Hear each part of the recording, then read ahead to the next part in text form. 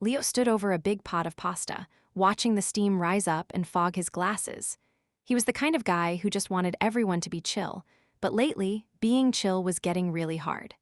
He lived with his brother, Caleb, and Caleb's girlfriend, Maya. At first, things were fine, but then it started to feel like Leo was less of a roommate and more of a personal chef who didn't get paid. He liked to cook, sure, but he didn't like how Caleb and Maya would just sit on the couch like statues while he did all the work. They didn't even say thank you most of the time. They just grabbed a plate and started eating like it was their birthright. The deal was supposed to be simple. Leo cooks, and the other two clean up the mess. That sounds fair, right? If you don't have to touch a stove, the least you can do is scrub a pan.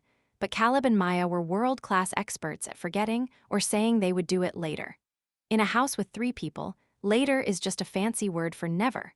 Leo would wake up the next morning wanting to make a bowl of cereal, only to find the sink looking like a mountain of crusty sauce and dried-up noodles.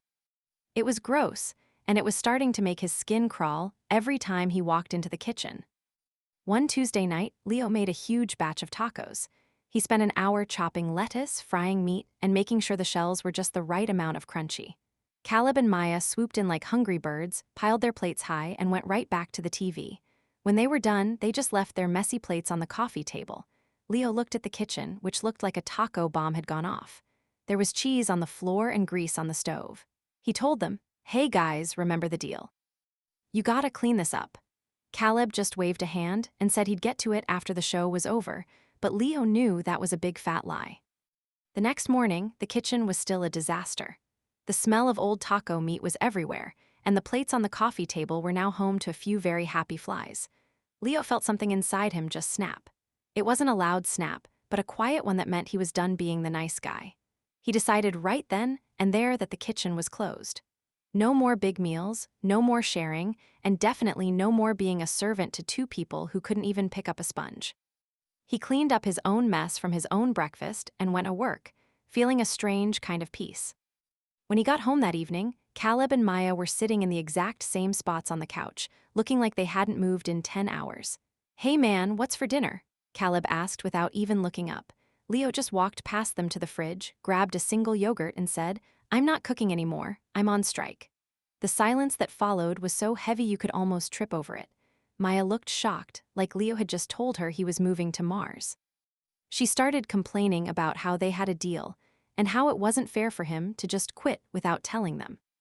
Leo didn't back down. He pointed at the sink, which was still full of the taco mess from the night before. "The deal was that you clean, you didn't clean, so the deal is dead," he said. He felt pretty cool saying it, like a hero in a movie who finally stands up to a bully. Caleb tried to argue that they were busy, but Leo knew that busy just meant playing video games and scrolling on their phones. He told them that if they wanted to eat, they could figure it out themselves. He was only going to make food for himself from now on, and he was going to clean his own dishes immediately. For the next few days, the house felt like a cold war. Leo would come home and make himself a nice steak or a fancy salad. He would make just enough for one person, eat it, and then wash his one plate and one fork. Caleb and Maya would watch him like they were starving, even though they had plenty of ramen and cereal in the pantry. They acted like he was being mean on purpose, but Leo just ignored them. He was tired of being the only adult in a house full of people who acted like they were 5 years old. Maya tried a different tactic. She started acting really sweet, asking Leo if he wanted help in the kitchen or if he needed her to go to the store. Leo saw right through it. He knew she just wanted him to make her a hot meal again. He told her no thanks and kept on doing his own thing. Then, things got ugly. Caleb started getting mad, calling Leo selfish and saying he was ruining the vibe of the house. It's funny how people only care about the vibe when they aren't the ones doing all the work to keep it going. One night, Caleb finally reached his limit. He stood in the kitchen doorway while Leo was making a grilled cheese sandwich.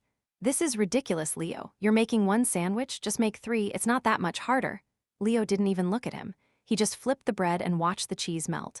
"I'm not your dad, Caleb. If you want a sandwich, the bread is right there." Caleb huffed and puffed, but he didn't make a sandwich. He just went back to the couch to pout. It was clear that they weren't just lazy. They literally didn't want to do anything for themselves. The drama didn't stay inside the house, though. Maya started telling their friends that Leo was being a psycho about the kitchen. She told everyone he was starving them, which was totally not true. Leo started getting texts from people asking why he was being so mean to his brother and his girlfriend. It felt like the whole world was ganging up on him just because he didn't want to wash dishes that weren't his.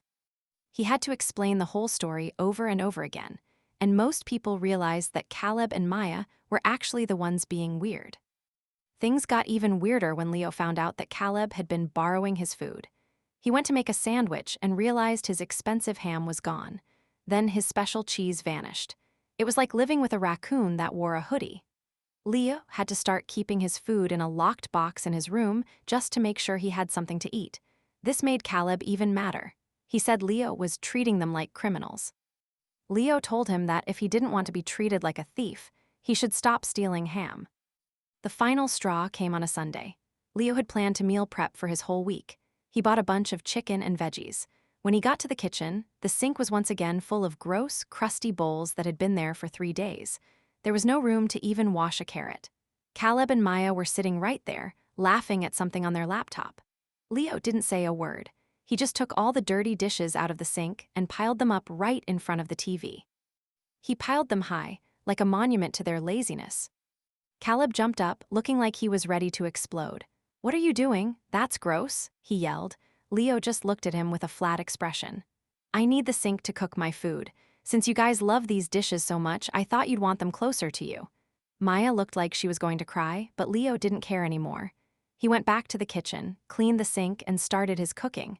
He didn't look back once.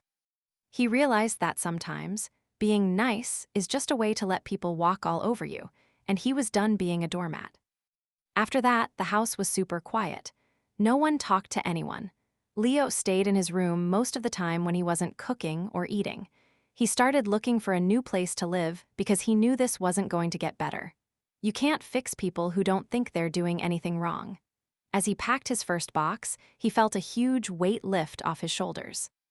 He was going to miss the big kitchen, but he wasn't going to miss the mountain of dirty plates or the people who expected him to be their servant for free. After that, the house was super quiet. No one talked to anyone. Leo stayed in his room most of the time when he wasn't cooking or eating. He started looking for a new place to live because he knew this wasn't going to get better. You can't fix people who don't think they're doing anything wrong. As he packed his first box, he felt a huge weight lift off his shoulders. He was going to miss the big kitchen, but he wasn't going to miss the mountain of dirty plates or the people who expected him to be their servant for free.